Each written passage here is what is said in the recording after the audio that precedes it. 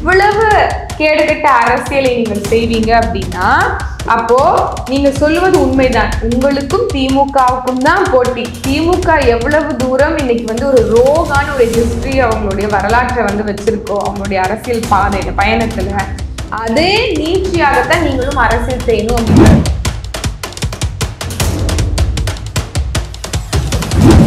நீங்க கட்சி தொடங்கினதுல இருந்து என்ன நகர்வுகள் எடுத்திருக்கீங்கன்னு கேட்டதுக்கு தான் அஜித்குமாரனுடைய கொலை வழக்குல நாங்க பாருங்க வெளில வந்து ஆர்ப்பாட்டம் மட்டும் பண்ணாங்க.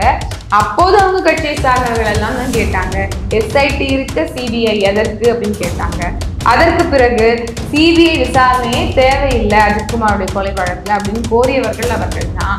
அவங்களுடைய இந்த சம்பவத்திற்கு பிறகு சிபிஐ வேண்டும்னு மனுக்களை போடுறாங்க.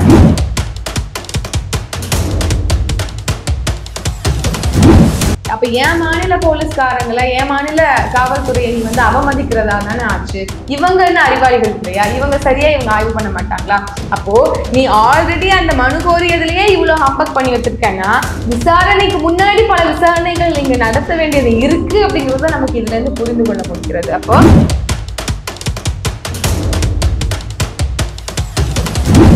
விஜய் அவர்கள் வந்து அரசியல் கட்சி தொடங்கி 2 ஆண்டுக்குள்ள அவர் எப்போது வந்து முதல் மாநாட்டுக்கு பிறகு ரோட் ஷோன்னு ஆரம்பிச்சாரோ அப்போதுல இருந்தே அவரை பற்றிய பேச்சுகள் தான் வந்து தொடர்ந்துட்டு இருக்கு. உண்மையாக அரசியலில் ஆழம் புரிந்து உணர்ந்து அறிவாக கொஞ்சம் அறிவாற்றலோட சிந்திச்சு ஆழமான ஒரு ஆய்வு பண்ணி ஒரு களத்துக்கு வந்திருக்காரா அப்படின்னு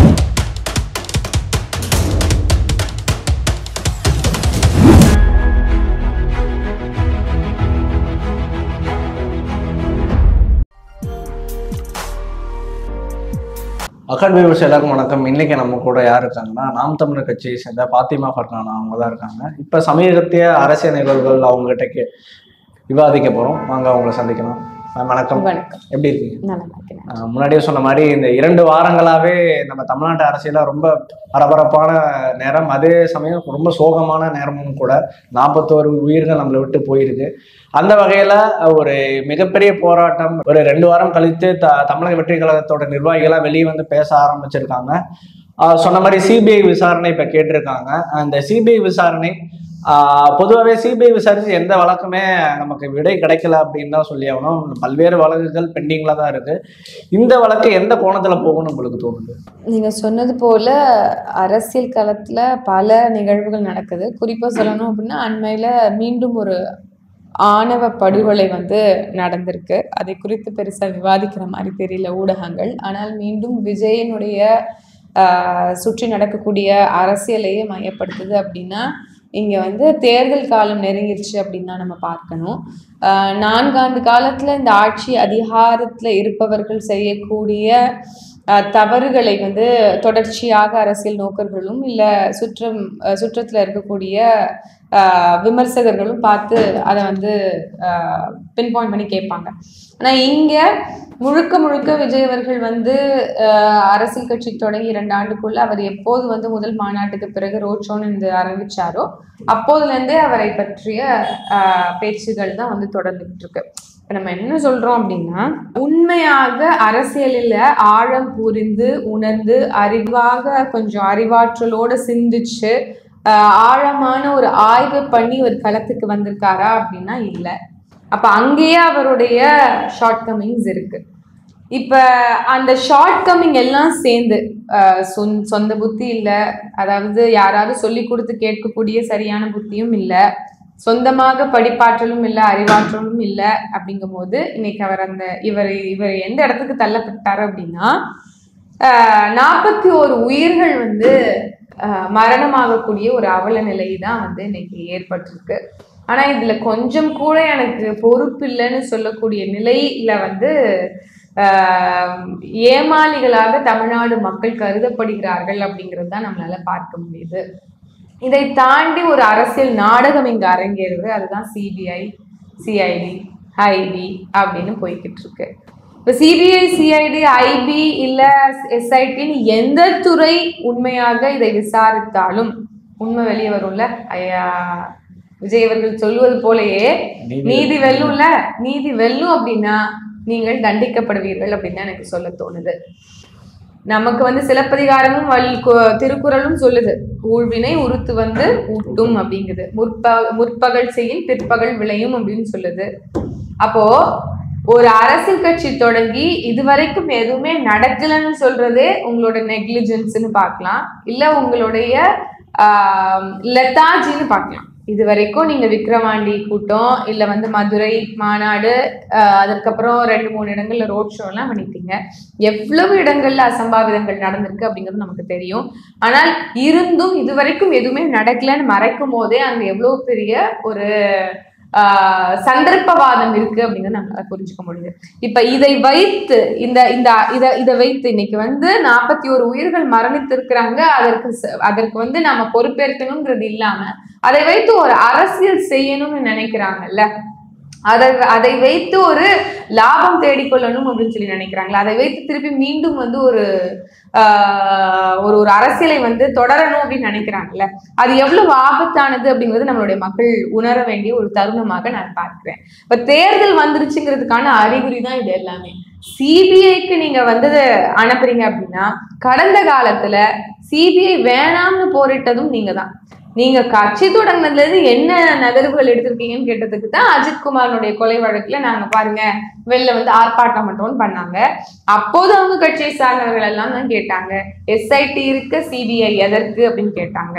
அதற்கு பிறகு சிபிஐ விசாரணையே தேவையில்லை அஜித்குமாருடைய கொலை வழக்குல அப்படின்னு கோரியவர்கள் அவர்கள் தான். இன்னைக்கு அவங்களுடைய இந்த சம்பவத்திற்கு பிறகு சிபிஐ வேண்டும்னு மனுக்களை போடுறாங்க. அதுலயுமே பாருங்க எவ்வளவு வந்து ஹம்பக் இருக்கு அப்படின்னு. அவர்களுடைய சிபிஐ வேணும்னு கோரிய பல பேர்ல 2 பேர் வந்து பாதிக்கப்பட்ட குடும்பத்துல இருந்து மனு வந்து போட்டிருக்காங்க அப்படின்னு சொல்லி சொல்றாங்க.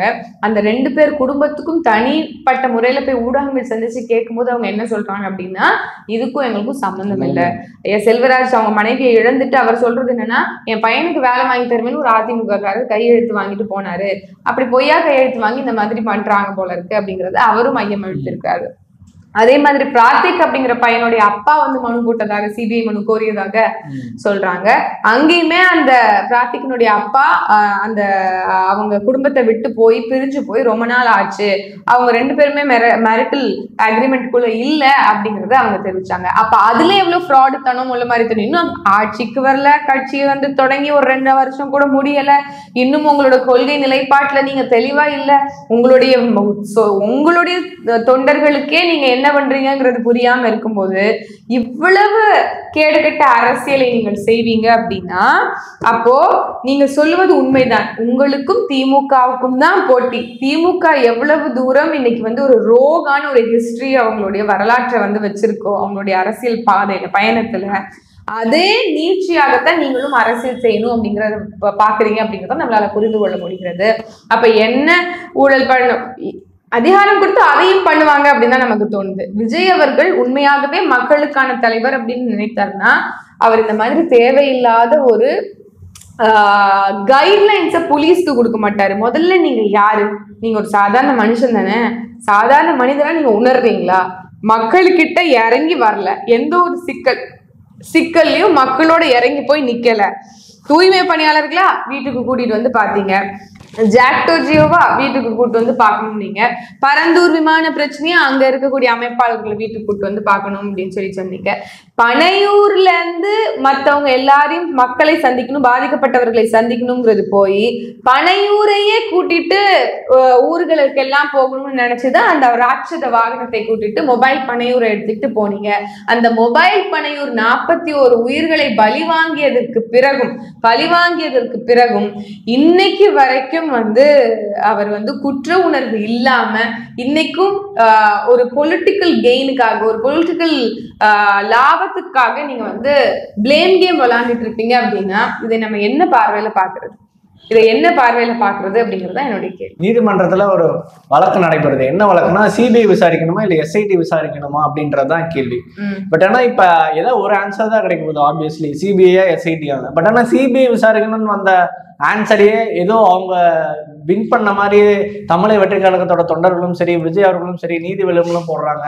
அவங்க ஏதோ இந்த கேஸ்ல ஜெயிச்சத மாதிரி போடுறாங்க. அவங்களோட இந்த நடவடிக்கைகள் எவ்வளவு இம்மெச்சூர்டா இருக்கு. அதுதான் இப்ப ஏற்கனவே எஸ்ஐடில வந்து ரொம்ப சிறப்பான குழுக்கள் நபர்கள் சார்ந்த ஒரு குழுவாக தான் அமைந்திருக்கு. ஆனா அவங்க வந்து எந்த குற்றப்பின்னணியும் இல்லாத ஐ மீன் இன்வெஸ்டிகேட்டர்ஸா இருந்திருக்காங்க. அவங்களுடைய குழு வந்து ஆய்வு பண்ண வேண்டாம், அவங்களுடைய குழு வந்து எங்களுக்கு வந்து இதுக்கான இன்வெஸ்டிகேட் பண்ண வேண்டாம்னு சொல்லிட்டு சிபிஐக்கு நான் நினைக்கிறாங்க. இந்த சிபிஐ இன்வெஸ்டிகேஷன் என்பதே வந்து அங்க நடந்த குற்றங்கள் அடிப்படையில என்னென்ன நடந்தது அப்படிங்கறத தீர விசாரிக்கிறதுக்காக தான்.